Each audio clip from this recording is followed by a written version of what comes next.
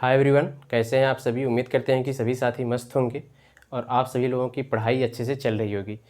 जो भी साथी डीएलएड सेकेंड सेमेस्टर और फोर्थ सेमेस्टर में जाने वाले हैं या उसकी तैयारी कर रहे हैं, तो साथियों आप सभी लोगों को बताना चाहता हूं कि आपका एग्ज़ाम अब होने वाला है। होने वाला का मतलब ये है कि आपके एग्ज़ाम में अब टाइम कम बचा है, ठीक है।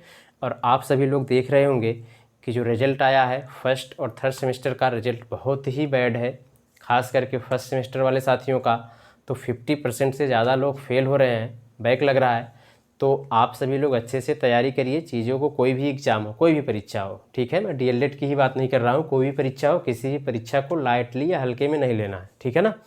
तो आप सभी लोग अपने परीक्षा की तैयारी एकदम सीरियसली अभी से शुरू कर दीजिए। सभी लोग सीरीज़ ले लीजिए, चाहे पवन ले लीजिए, चाहे राजन ले लीजिए। सीरीज़ का मल्टीपल रिवीजन करिए और पीडीएफ कहीं से भी किसी भी सब्जेक्ट, देखिए जिस सब्जेक्ट में डाउट हो उस सब्जेक्ट का मल्टीपल रिवीजन करिए और प्रैक्टिस करिए अच्छे से, ठीक है। खास करके इस बार तो इंग्लिश भी है, सेकेंड और फोर्थ दोनों में इंग्लिश रहेगा, आप लोगों को ध्यान होना चाहिए। तो इंग्लिश भी आप लोगों को अच्छे से पढ़ना है। इंग्लिश, साइंस, मैथ, विशेष रूप से तीनों को फोकस करिएगा, बहुत बैक आता है, ठीक है। तो और रही बात आपकी एग्ज़ाम कब होगी, तो थोड़ा सा उस डेट के बारे में गेस किया जाए हम लोग। देखिए अमूमन होता क्या है कि सेमेस्टर का एग्ज़ाम 6 महीने में होना चाहिए, ठीक है। और आपका जो पेपर साथियों लास्ट पेपर ख़त्म हुआ है, आई थिंक वो नवंबर 1 या 2 नवंबर या 3 नवंबर, वो नवंबर के फर्स्ट में ही, वही 1, 2 या 3 में शायद ख़त्म हुआ है, ठीक है। तो उस हिसाब से 6 महीने के बाद आपका पेपर होना चाहिए। तो नवंबर के बाद दिसंबर, जनवरी, फरवरी, मार्च, अप्रैल और मई। तो यानी ये उम्मीद है कि आपका जो पेपर है वो मई के फर्स्ट वीक में हो जाना चाहिए, ठीक है। और होगा भी, ठीक है। नहीं तो अगर नहीं होगा तो पेपर बहुत लेट हो जाएगा।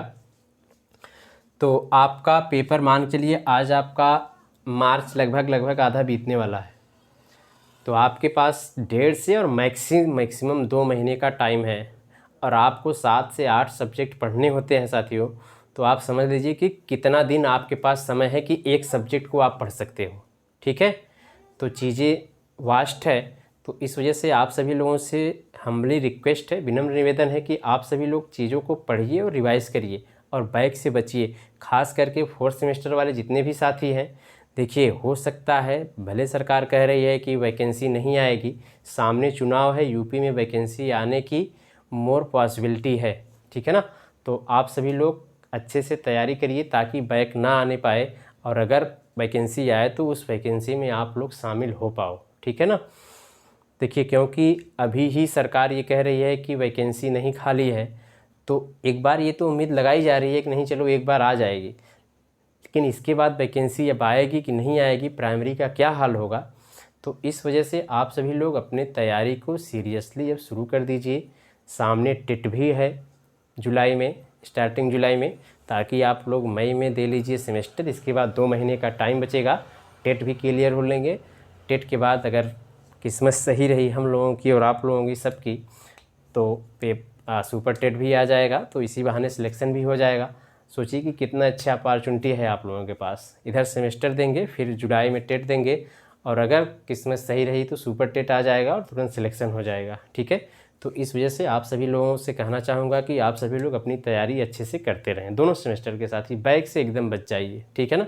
नहीं तो ये जान लीजिए कि मेंटली टेंशन होता है बैक लगता है तो, और सीधा 1 साल बर्बाद करेगा आपका, ठीक है। तो अब आप लोगों से यहीं अलविदा लेते हैं। आप लोग अपना और अपनों का ख्याल रखेंगे और पढ़ाई करते रहेंगे। Bye bye, take care.